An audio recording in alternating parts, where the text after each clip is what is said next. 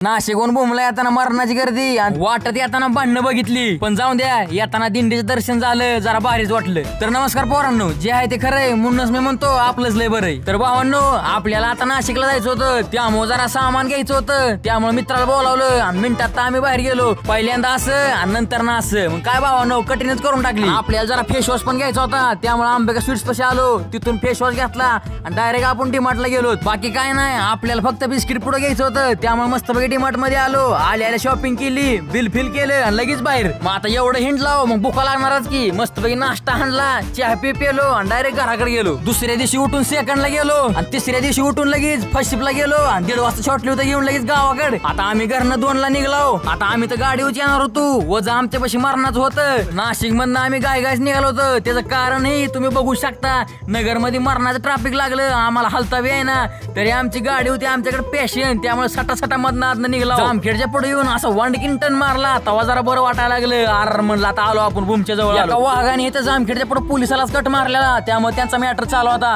जामखेड मध्ये आलो, मस्तपैकी नाश्ता केला, भेळफिळ मारली, डायरेक्ट आपण भूमला आलो। भावांनो, आता व्हिडिओ लय मोठा व्हायला लागलाय, ह्याचा पार्ट 2 पण येणार आहे, त्यामुळे तुम्ही बघायला विसरू नका। लावा ताकद।